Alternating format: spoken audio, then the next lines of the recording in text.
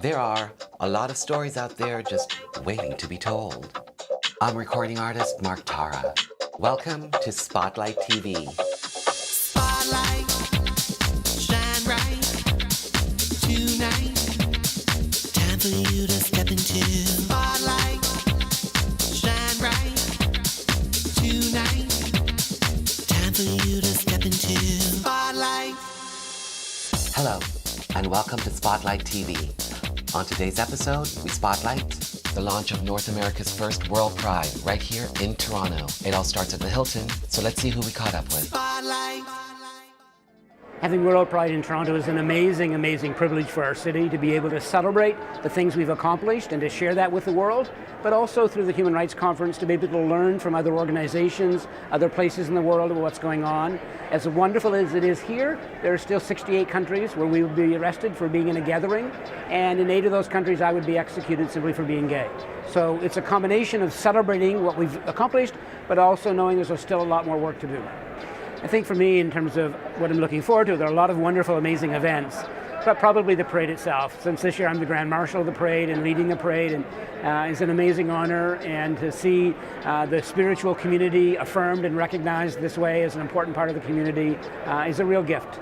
So the other thing I'm looking forward to is Sunday night, when everything's over, just sitting on Church Street, watching the crowds, just enjoying the energy and the sense of how blessed we are to be where we are and to do what we're doing.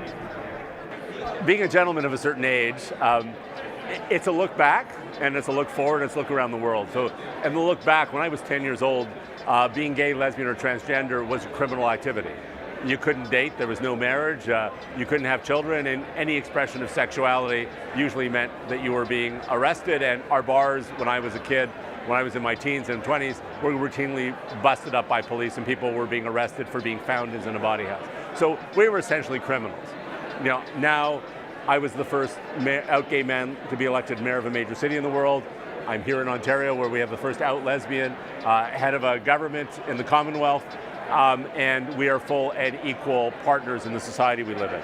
The looking forward is we gotta be a beacon as we look out in the world, because most people in the world don't have those rights. If you're in Uganda, you're likely going to be killed, beaten up, or incarcerated. If you're in Russia, you have Putin's systematized violence against gays and lesbians. If you're in Iran, your life is threatened on a constant basis. So the majority of the world, we don't have equal rights. And WorldPride, I'm hoping, is Canadians seeing themselves as citizens of this planet first and renewing their activism that won us our rights, that we export that now to the world.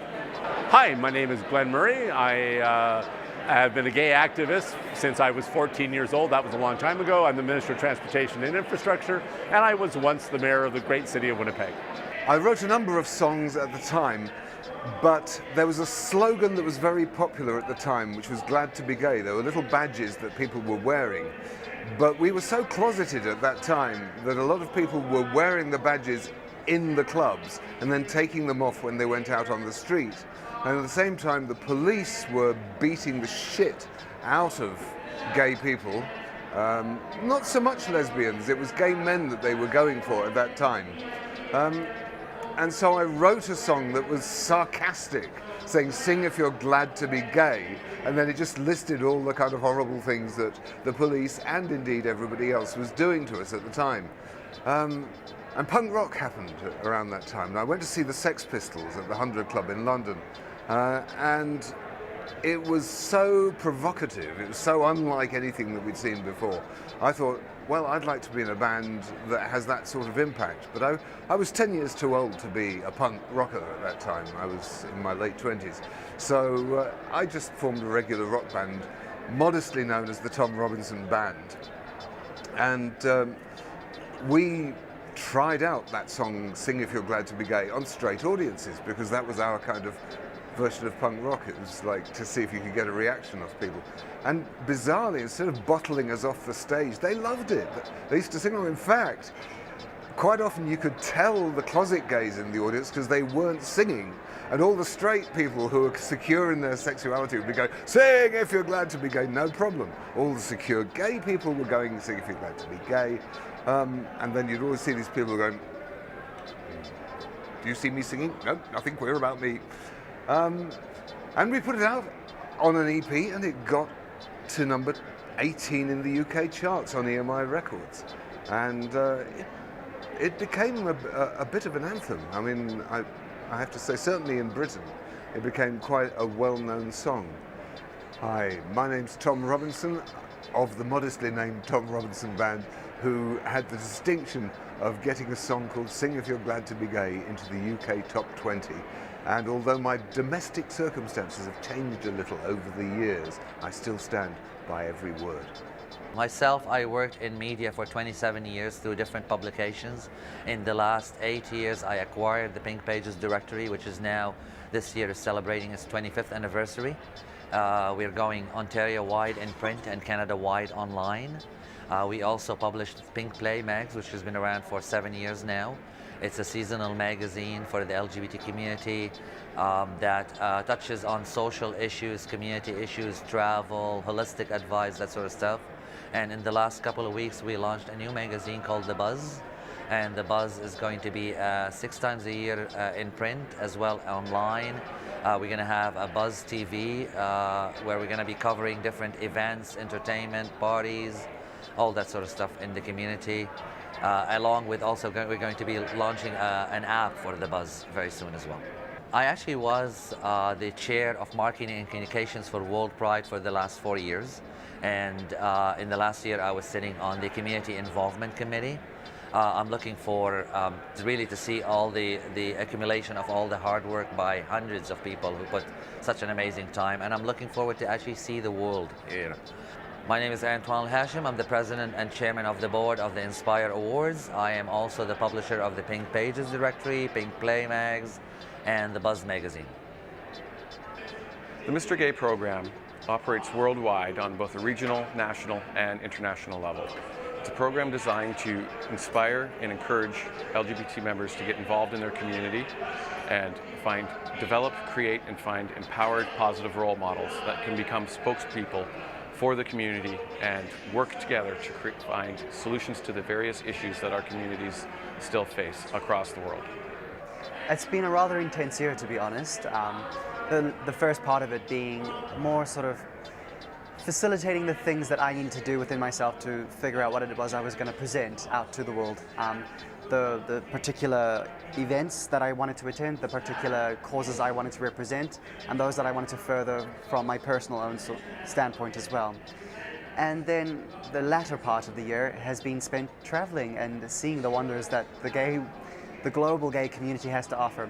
And when I say the gay community, I mean the inclusive LGBT+ community. And it has been an immensely fruitful year and really an eye-opener. Coming from New Zealand, we come from quite a small community, but coming to something so vast as the world, you really kind of appreciate what it is to be a part of that community in its global sense. Coming to Toronto is an amazing experience as well. Being here for WorldPride is just something quite spectacular because you are kind of one of the pioneer countries of gay rights around the world, and to see how it all works here and how far it's come, it's kind of almost looking into the future for those countries that haven't got anything at the moment, and it's a beautiful place, and I'm excited to be here. Hi there, I'm Christepher and I'm your Mr. Gay World 2013 here in Toronto, all the way from New Zealand. Pride to me is an opportunity for our community to be visible and to be heard, and not just our LGBTQ+ community, but our allies as well. I think we've progressed to a point where it's about our entire community working towards a goal, which is a better future for all of us, a safe and secure environment where everyone can grow up, learn, create a business, and just enjoy life. And I think we're also in the day and age where we don't live in isolation. It's more about our global community, and we need to be aware of our presence as a privileged country, and as a country where we lead the other nations in human rights movement to actually look outside of our borders and see what we can do for other countries that kind of need our assistance. Hello everyone, I'm Christepher, Mr. Gay Canada 2014, and I'm from Vancouver. It's such an honor to be here in Toronto for WorldPride, and I look forward to my time here, especially the Human Rights Conference. Now, how I got involved with the program, a good friend of mine, Dean Nelson, operates Mr. Gay Canada national competition, and actually also founded Mr. Gay World program as a whole. We've been working together for a couple of years on another project of his Winter Pride out in Whistler, BC. And as the relationship continued to grow, what he was looking to do was expand the Mr. Gay Canada program further east across our country. So he asked me to take on the Ontario role, and it just seemed like the perfect partnership for us to be able to cross-promote all of our events and work together. Hello, I'm Ian Watson, the executive producer of Mr. Gay Canada, Ontario. Pride, for me personally, is an opportunity to share the joy. There's a genuine joy around the coming together that Pride represents. So much of the year is spent dealing with overt or hidden homophobia, issues of uncertainty around what it all means. And for this brief time in the year, it's a chance to genuinely celebrate, authentically present yourself, and have that embraced. And that just feels so good right here that, yeah, I wouldn't miss it for the world. My name is Michael Scully, and I'm the General Manager of the Church Wellesley Village BIA. 1 week from tonight, on June 27th at 7 p.m. at Isabella and Bloor, Isabella and Church, is going to be the WorldPride Trans March. We're so excited about this. This is the first time at WorldPride that the Trans March is distinct and separate from the rest of the parade. In other WorldPrides, what's happened is there's been a trans contingent in amongst a larger parade. This time, we've actually had a trans march since 2009 in Toronto, and sometimes that's been part of Pride Toronto, and sometimes people have marched independently of Pride Toronto. And a lot of that was a fight over getting from Church Street onto Yonge Street. Last year we marched on Yonge Street, and this year we're going to march on up Church to Bloor, over to Yonge, and down Yonge to Dundas Square, where there's where people will be free to disperse at will.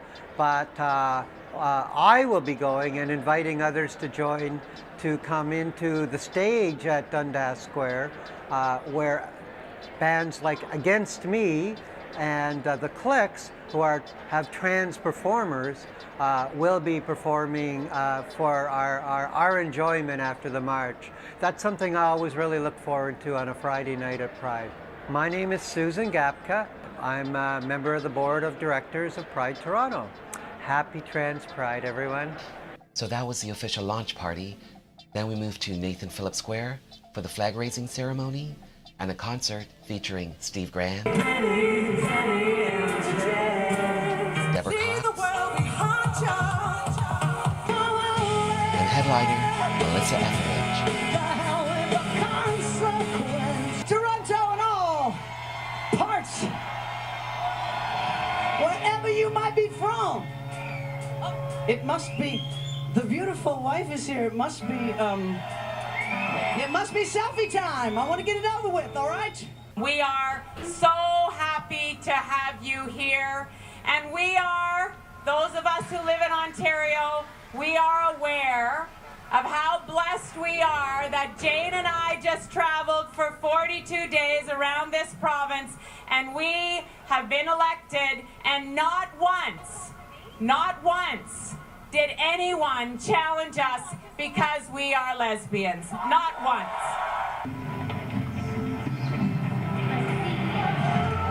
The evening culminated with an amazing display of fireworks and lasers.